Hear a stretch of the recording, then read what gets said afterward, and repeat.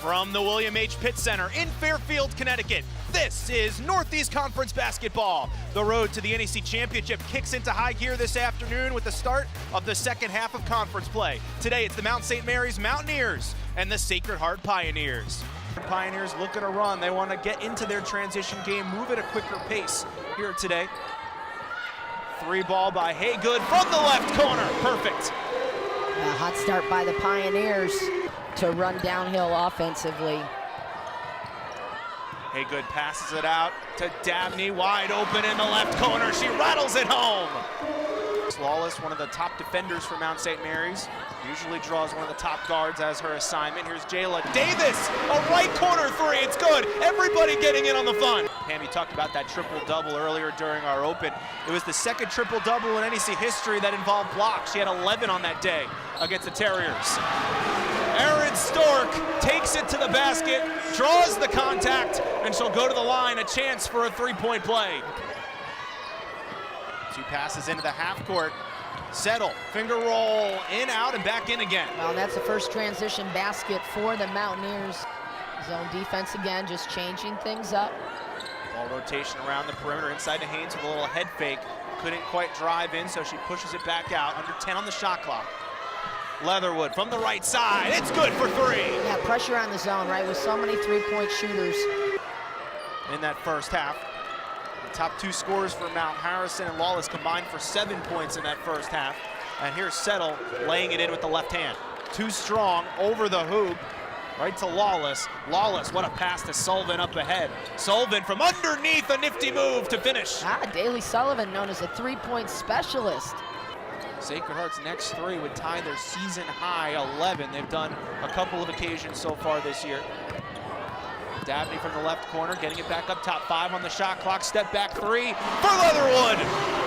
Well, you know, the confidence. Taking things up to another level here this year. You mentioned bothered by injuries. Here's a step back three, and she calmly makes it like nothing. Just like nothing. I mean, the only thing that Coach talked about was trying to get her to be a little more of a vocal leader, step out of her comfort zone. Sacred Heart Pioneers get back in the win column. A big W here at the Pitt Center on this Saturday afternoon. They end their three-game slide, their first win since January 21st, and a 7-3 conference start for Sacred Heart. I'm here with head coach Jess Manetti. What an effort today. Coach, you came off the 3 losses. You said you sat on them. Looks like you went to work this week. What was the secret?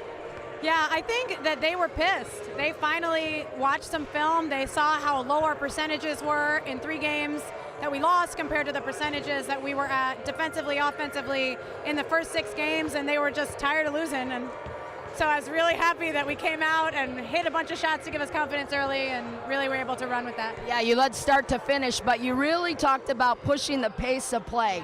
Is this the new style Pioneers that we're going to see? You know, it's interesting. When I looked at the amount of possessions we had per game and that we were lowest in the league, I was mad. I was like, this is not how our offense is supposed to run. Like, we need a higher sense of urgency, right? Urgency to rebound, urgency on defense, urgency on offense. So we really worked on pace, and man, it paid off for us today. It was really great to watch us in transition a little bit. I'm going to have you comment on Kat Haynes before I bring her in here. You said she's almost unguardable at this point. What is this senior doing for your team? Yeah, she's special. You know, she brings so many things to the table. She can hit the three. She occupies so much attention in the paint. It allows our shooters to get freed up because she's such a good passer. And then she can score the heck out of the ball, right? She goes right, left, has a mid-range. She's been really fun to watch develop and to really coach to her potential. And I'm excited every game to see what else she can bring to the table. Great to build around. Let's bring her in right now. Kat, come on in here. Great game today, 19 points, leading scorer. What kind of, you know, when you talk about this win today coming off the 3 losses, how does the team feel? How proud are you of their execution today? Very proud. You know, we were really determined. Like you just said, we were coming off of 3 losses. We were really hungry.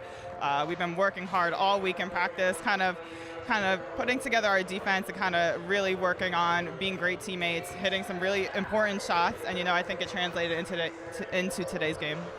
The defensive effort today, was that something you talked about and said, we're just going to dig in? You absolutely took Mount out of rhythm from the first quarter, opening tip, really. Yeah, you know, defense has been such a big emphasis, especially rebounding. You know, we really struggled. They got a lot of O-boards today, which really hurt us in some areas, and, you know, it's just something we have to keep working at. Awesome. Craig, that's Kat Haynes. Back to you.